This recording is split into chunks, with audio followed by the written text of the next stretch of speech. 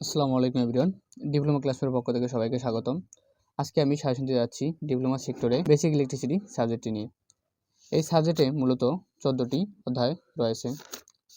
এখন আমরা জানব কোন কোন অধ্যায় থেকে কোন কোন প্রশ্নগুলো আমাদের জন্য ইম্পর্টেন্ট এবং পরীক্ষায় আসার মতো। প্রথম অধ্যায়ের নাম হচ্ছে ইলেকট্রিসিটি এবং এর প্রকৃতি। প্রথম অধ্যায় থেকে যে প্রশ্নগুলো পরীক্ষায় আসার মতো অতি সংক্ষিপ্তের জন্য রয়েছে পরমাণুর স্থায়ী মূল কণিকাগুলো কি কি, বিদ্যুৎ কি বা ইলেকট্রিসিটি কি, কুলম্ব কি বা এক কুলম্ব চার্জ বলতে কি বোঝায়, অ্যাম্পিয়ারের সংজ্ঞা কি, বিদ্যুৎ প্রবাহের ফলে পরিবাহীতে কি কি প্রতিক্রিয়া দেখা যায়, এক কুলম্ব সমান কয় ইলেকট্রন চার্জ,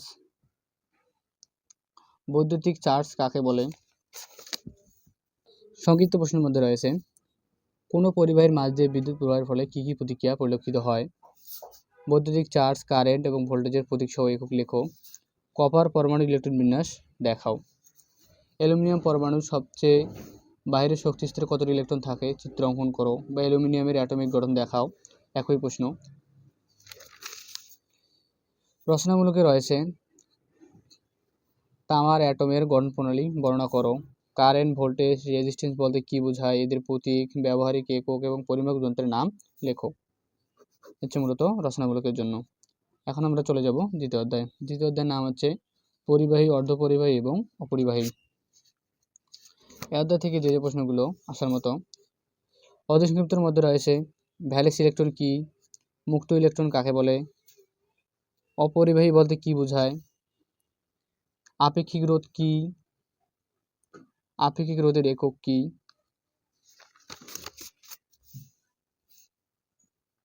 এ হচ্ছে মূলত অতি সংক্ষিপ্তের জন্য। সংক্ষিপ্তের জন্য রয়েছে পরিবাহীর রোধ রেজিস্ট্যান্স কি কি বিষয়ের উপর নির্ভরশীল, 5টি পরিবাহী, অপরিবাহী এবং অর্ধপরিবাহীর নাম লেখো।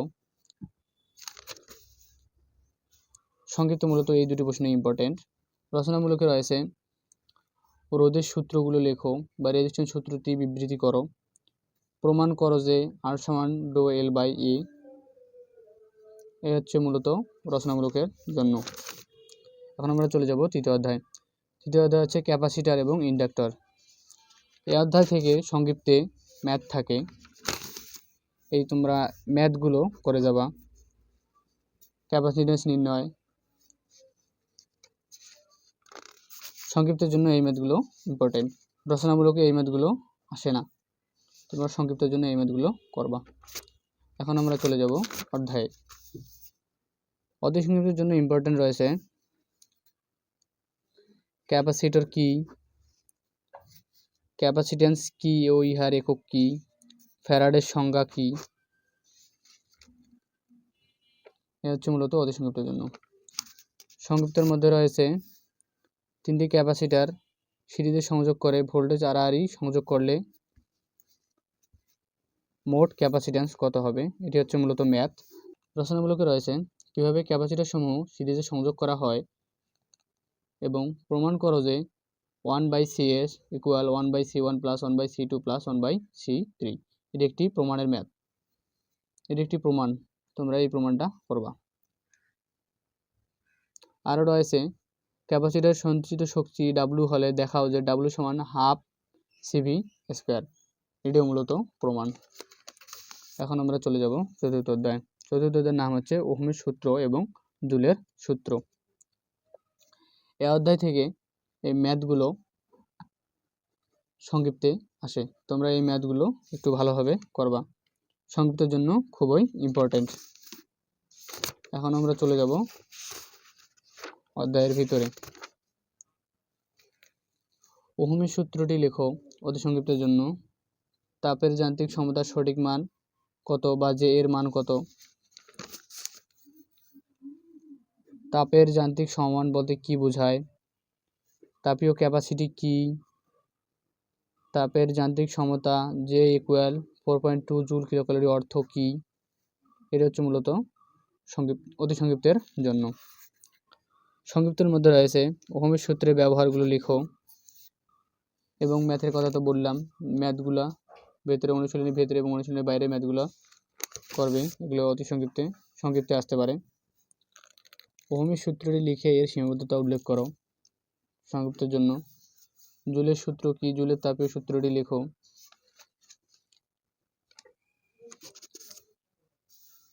এখন রচনামূলকে রয়েছে ওহমের সূত্রটি লিখো এবং গাণিতিকভাবে ব্যাখ্যা করো।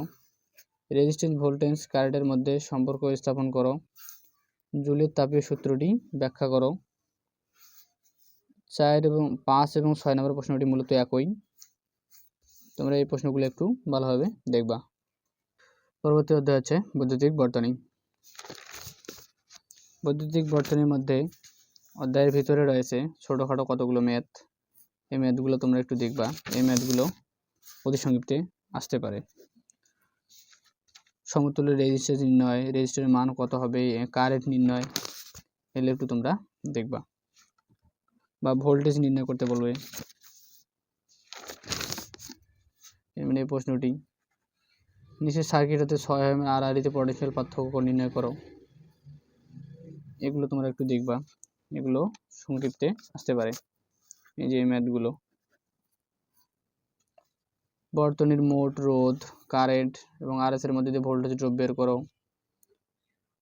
নিচের বর্তনী হতে রোধ, মোট কারেন্ট এবং 5 ওহম রোধের মধ্যে আর ভোল্টেজ কত, এগুলো তোমাকে নির্ণয় করতে বলবে। এগুলো সংক্ষিপ্তে থাকতে পারে। এগুলো তোমরা একটু ভালোভাবে করবা। এখন আমরা চলে যাই অনুশীলনীর ভিতরে। অতি সংক্ষিপ্তের জন্য রয়েছে সার্কিট কাকে বলে, আদর্শ বর্তনী কাকে বলে, একটি সাধারণ বর্তনীতে কমপক্ষে কয়টি উপাদান প্রয়োজন এবং কি কি,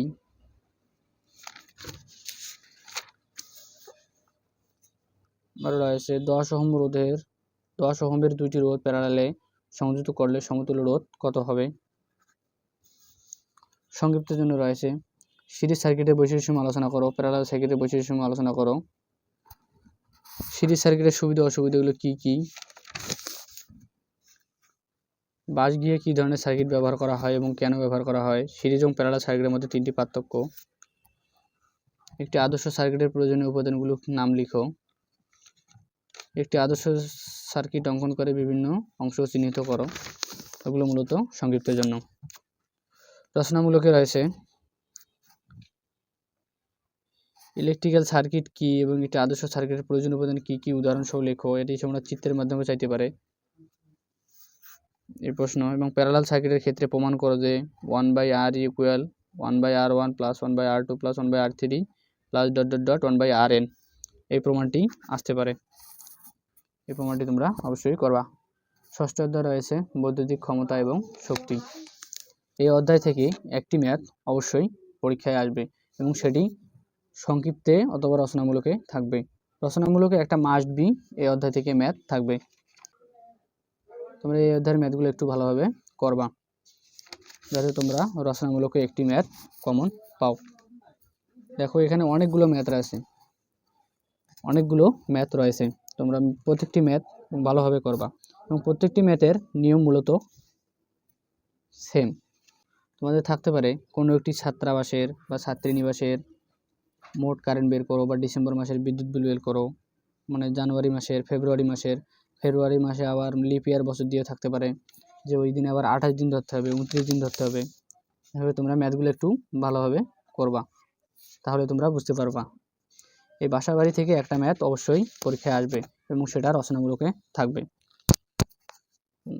এই অধ্যায় থেকে অতি সংক্ষিপ্তের জন্য রয়েছে এক অশ্ব শক্তি বা হর্স পাওয়ার সমান কত ওয়াট, বৈদ্যুতিক পাওয়ার বা এনার্জি পরিমাপক যন্ত্রের নাম লিখো, এনার্জি মিটারে ব্যবহৃত কয়েল দুটির নাম লিখো, কিলোওয়াট আওয়ার বলতে কি বোঝায়, বিওটি কি,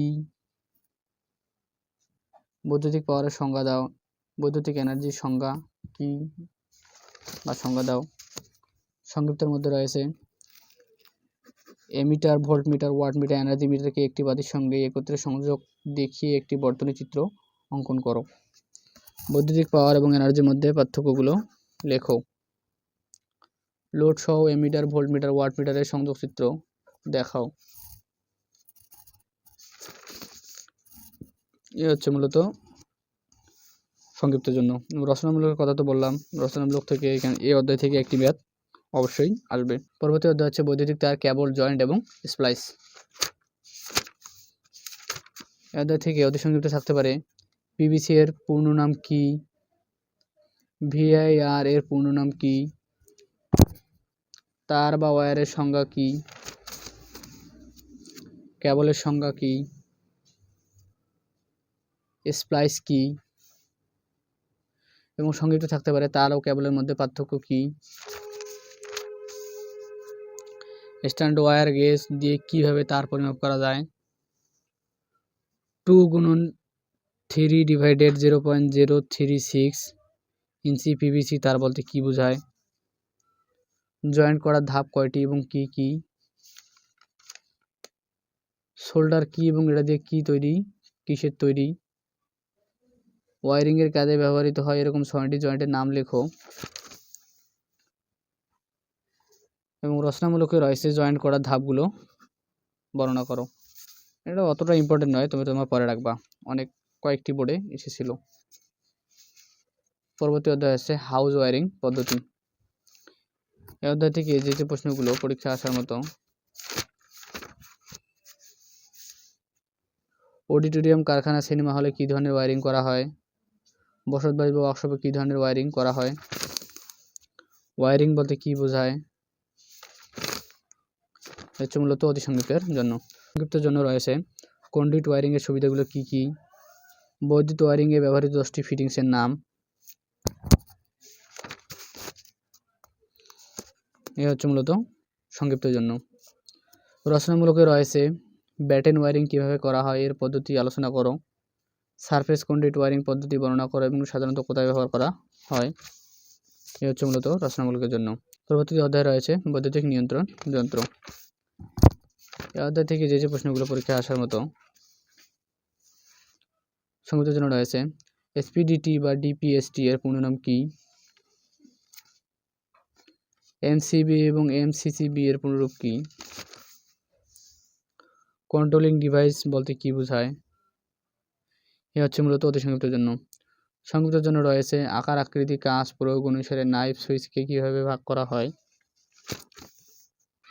একটি ফ্লোরোসেন্ট টিউবলাইট বর্তনী চিত্র এঁকে বিভিন্ন অংশ চিহ্নিত করো। এটি মূলত সংক্ষিপ্তের জন্য। এটি রচনামূলকেও বহুবার এসেছে, তবে তোমরা একটি ব্যাখ্যা সহ রচনামূলকের জন্য পড়ে রাখবা। এটি রচনামূলকের জন্য ভেরি ভেরি ইম্পর্টেন্ট। চিত্র সহ ফ্লোরোসেন্ট টিউবলাইটের কার্যপ্রণালী বর্ণনা করো। পরবর্তী অধ্যায় রয়েছে 10 অধ্যায় বৈদ্যুতিক রক্ষণ যন্ত্র। এই অধ্যায় থেকে যে প্রশ্নগুলো পরীক্ষায় আসার মতো, এমসিবি দ্বারা কি বোঝানো হয়েছে, ফিউজ কত প্রকার ও কি কি, সার্কিট ব্রেকারের কাজ কি, এটা মূলত আমরা আগের অধ্যায়ে পড়েছি। তারপরে আছে মিনিয়েচার সার্কিট ব্রেকার কি, এটি মূলত অতি সংক্ষিপ্তের জন্য। সংক্ষিপ্তের জন্য রয়েছে ফিউজ ও সার্কিট ব্রেকারের মধ্যে 4টি পার্থক্য, বিদ্যুৎ আঘাত কাকে বলে বা বিদ্যুৎ আঘাত বলতে কি বোঝায়, এটি মূলত সংক্ষিপ্তের জন্য। রচনামূলকের ক্ষেত্রে রয়েছে বিদ্যুৎ আঘাত এড়াবার জন্য কি কি সতর্কতা অবশ্যই অবলম্বন করতে হয়, বা বৈদ্যুতিক দুর্ঘটনা হতে রক্ষা পাওয়ার জন্য 4টি নিরাপত্তামূলক ব্যবস্থা লেখো। এখন আমরা চলে যাব পরের অধ্যায়। পরের অধ্যায়ের নাম হচ্ছে বৈদ্যুতিক আর্থিং। এই অধ্যায় থেকে অতি সংক্ষিপ্তের জন্য রয়েছে আর্থিং এর উপাদানগুলো কি কি, আর্থিং কি। সংক্ষিপ্তের জন্য রয়েছে আর্থিং এর প্রয়োজনীয়তা, উদ্দেশ্য কি, এটাই। এবং রচনামূলকের জন্য রয়েছে পাইপ আর্থিং এবং প্লেট আর্থিং। পাইপ আর্থিং এবং প্লেট আর্থিং এই দুইটার মধ্যে যে কোনো একটি পরীক্ষায় থাকতে পারে। তোমরা এই দুটো অবশ্যই রচনামূলকের জন্য ভালোভাবে পড়ে রাখবা। এবং পরের অধ্যায়ের নাম হচ্ছে আধুনিক বৈদ্যুতিক বাতি।